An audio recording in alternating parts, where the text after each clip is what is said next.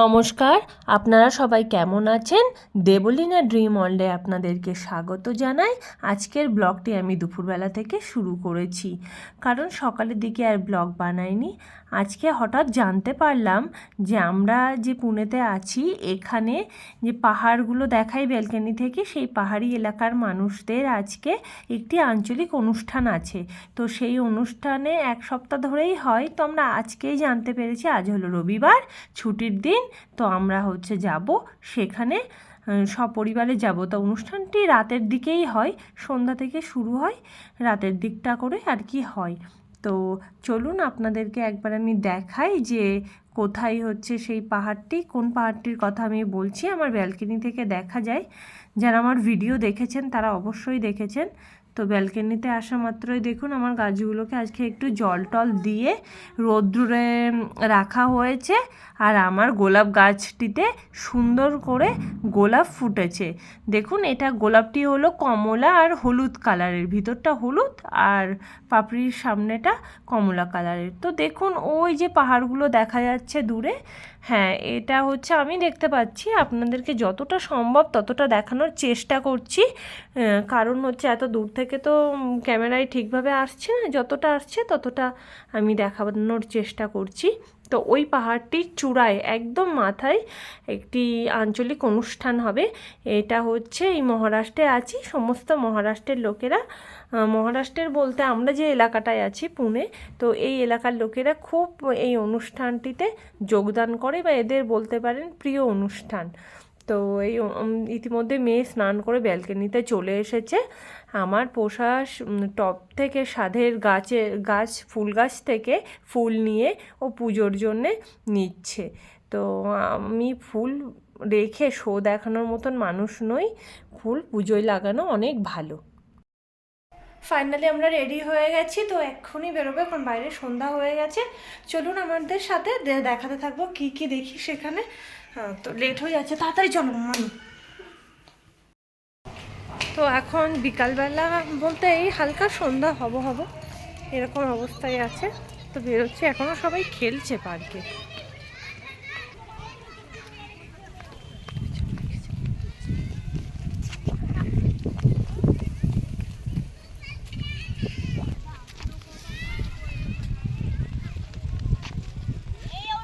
ওইটা আমাদের গাড়ি।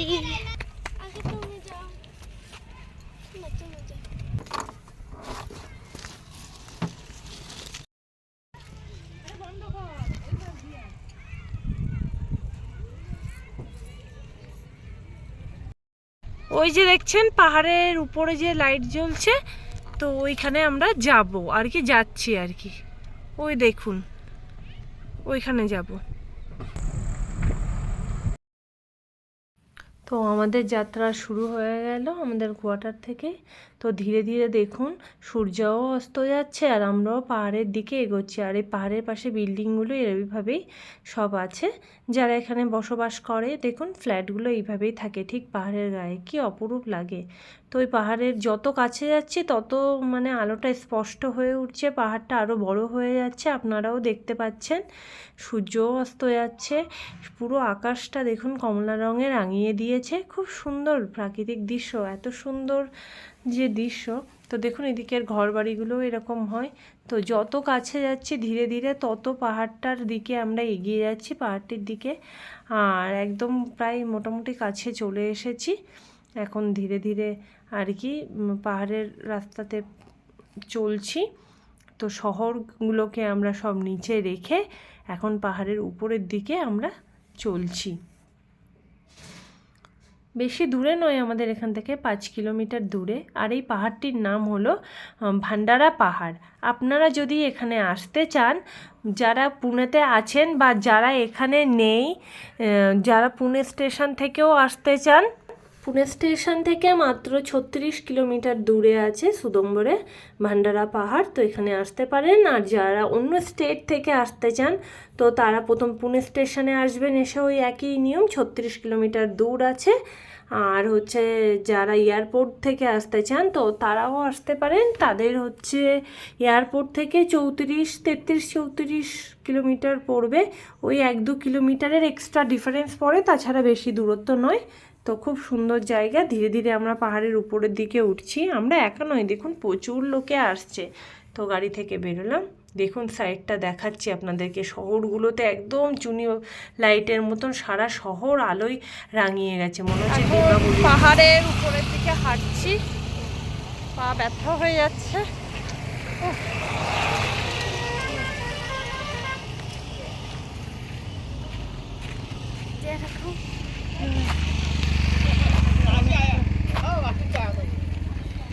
প্রায় মন্দিরের গেটের কাছে আমরা চলে এসেছি, কিন্তু এখনও রাস্তা ফোরায়নি। দেখুন ওই খুব চমৎকার মানে উজ্জ্বল আলো জ্বলছে ওইখানটাতে আর কি মন্দিরটি আছে। মন্দির বলতে একটা ভীষণ সুন্দর স্থাপত্য আছে। তো এই পাহাড়ি রাস্তা ধরে আমরা যাচ্ছি।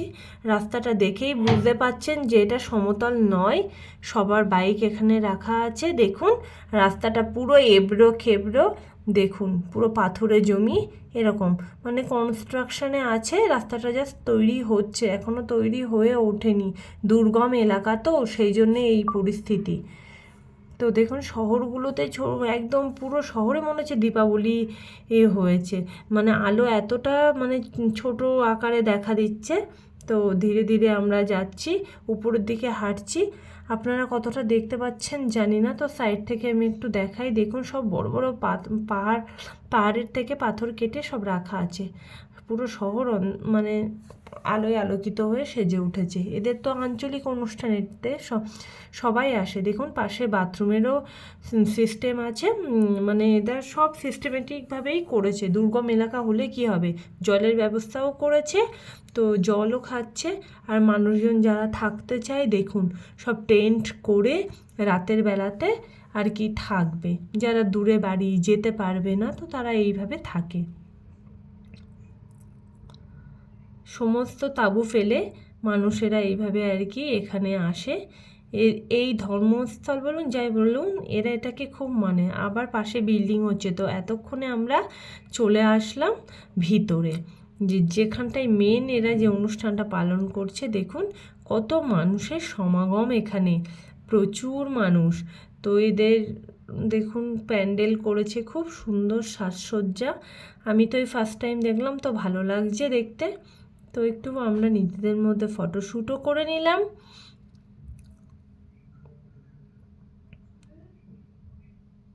অপূর্ব সুন্দর করেছে, যেমন লাইট করেছে তেমন ডিজাইন। আর পুরো প্যান্ডেলের ভিতরে দেখুন সব গাছ দিয়ে ভরিয়ে দিয়েছে ফুলের টব থেকে।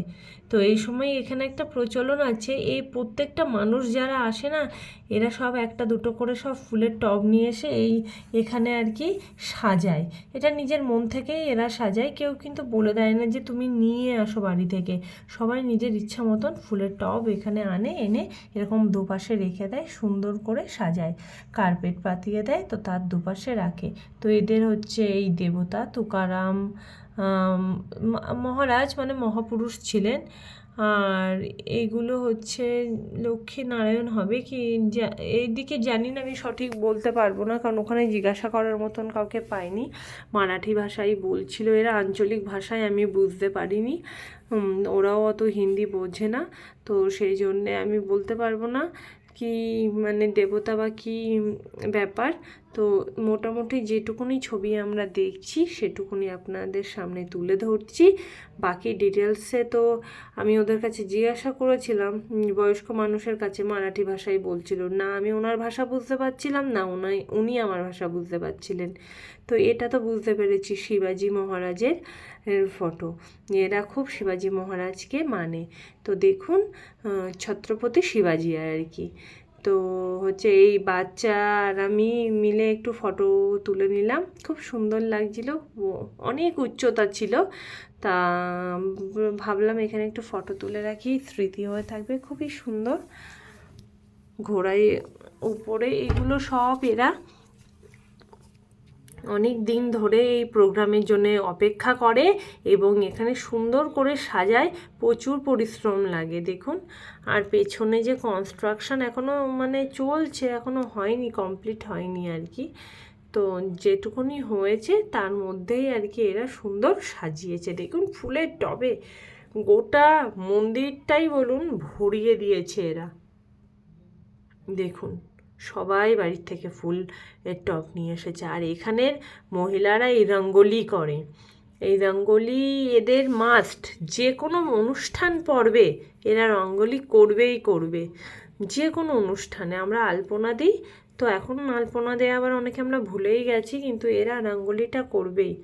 তো এই হচ্ছে দেবতা এদের, এই দেবতার উদ্দেশ্যেই যত অনুষ্ঠান আর কি এনারা করেন এই মারাঠি সম্প্রদায়েরা। এবার অন্য কোথাও করে কি না আমার জানা নেই, তবে পুনের এই যে পাহাড়ি এলাকার পাশে যারা থাকে এইখানকার মানুষজনেরা এই অনুষ্ঠানটি করে, এটা 100% জানি।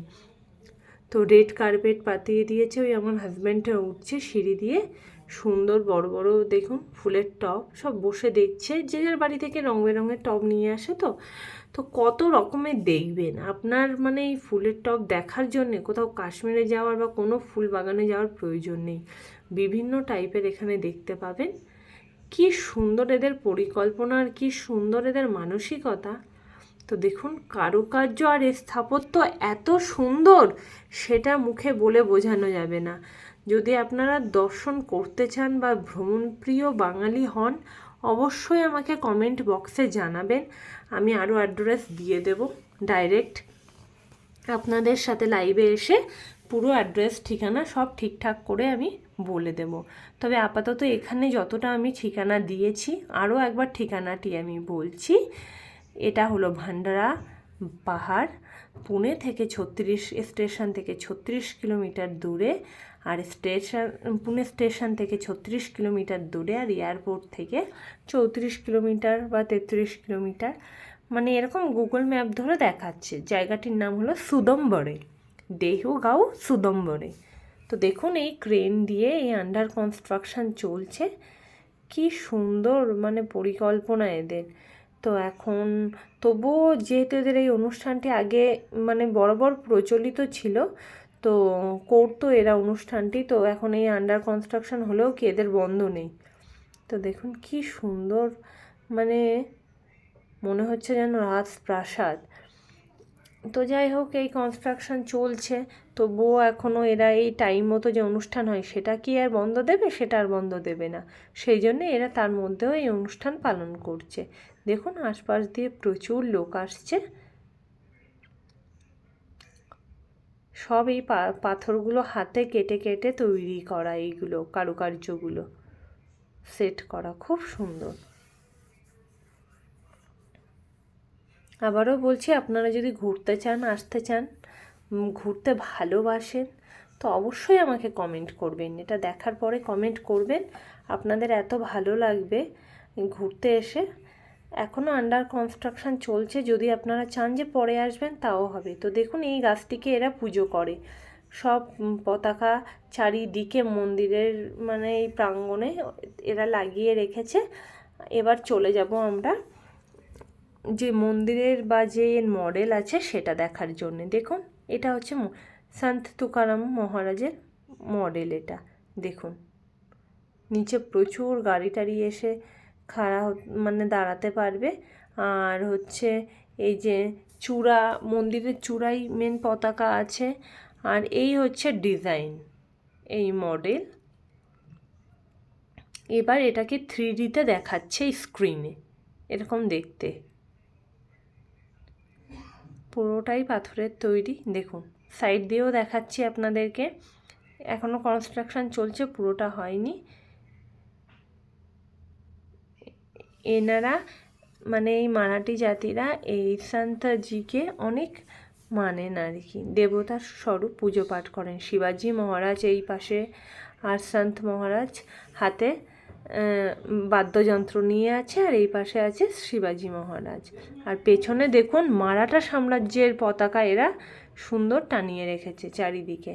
তো আমরাও এখানে একটু ফটো টটো তুলে নিলাম, খুবই ভালো লাগলো, সুন্দর জায়গা। জানি না বাংলায় চলে গেলে এসব স্মৃতি হয়েই থাকবে, আর দেখতে পারবো কিনা। তো এবার চলে এসলাম যেখানে এদের ভোগ বা প্রসাদ বিতরণ হয়, যেখানে এরা ভান্ডারা করে সেখানে। তো এখানে প্রসাদ এমনি ফ্রিতেই দিচ্ছিল, কোনো পয়সা বা টাকা এরা চার্জ করেনি। তো হাজার হাজার মানুষ প্রসাদ পাচ্ছিল। দেখুন এই অন্ন দিচ্ছে।